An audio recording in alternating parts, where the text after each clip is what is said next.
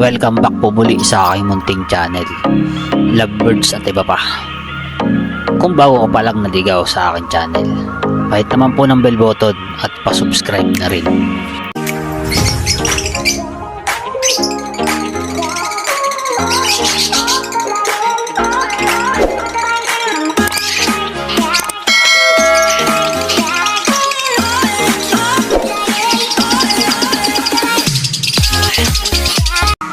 Welcome po muli sa aking munting channel, Lovebirds at iba pa.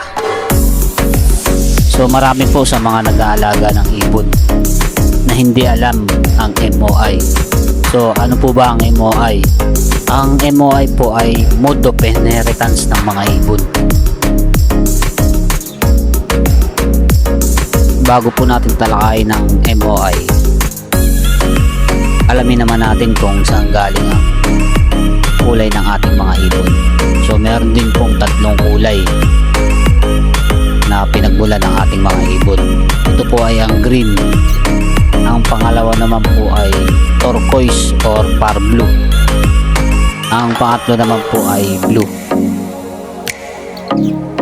So marami po ang hindi nakakaalam ng MOI at pinagmulan ng kulay ng ating mga ibon, lalong-lalo na po yung mga newbie o yung iba matatagal na pero hindi rin po nila alam ang MOI at pinagmulan ng kulay ng ating mga ibon. So ito nga, may parsan tayo na lutino at green. So ano nga ba ang MOI ng green? Ang MOI po ng green o mode of inheritance ng green ay dominant. Ang example po ng dominant, halimbawa po pinares natin ito sa blue. So lahat pa rin po ng anak ng parisan na to ay green. Kung ang kapares naman po ng green ay lutino, puro green pa rin po ang iaanak. O kahit na parisan natin ng parblo ang green, lahat pa rin po ng iaanak ay color green. Sa lahat po ng makakapares ng green, 20% lang ang tsansa na magkaroon ng kulay o kung ano man yung ipapares natin na kulay doon sa green. So napakababa po ng tsansa. Puro green pa rin po ang iaanak. Kung ipares natin sa par blue, sa blue, o sa turquoise, sa lutino, puro green pa rin po ang iaanak. Maliban na lang po kung ang gamit natin na green ay naka-split sa blue.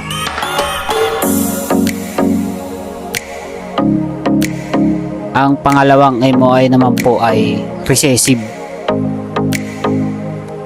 Kung gusto po natin makapagpalabas ng pilpalo, dapat both pairs ng ating pagpaparisin ay may dugo ng pilpalo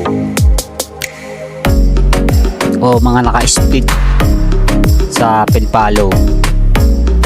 Maari nang maglabas ng pilpalo. Hindi po pwede na isang pilpalo, isang normal, o kaya naman pilpalo to pilpalo para makapagpalabas ng pilpalo. Marami rin po ang mga recessive. Andyan ang pastel, blue, gray, datpalo, NSL Ino. Ano po ba yung NSL Ino?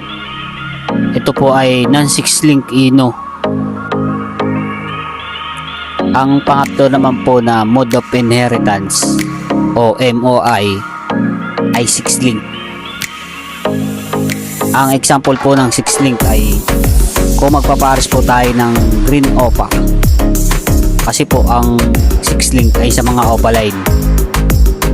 Kung ang green opa paparisan po natin ng lutino, pag nag-anak ng visual opaline, sure hen na po yun.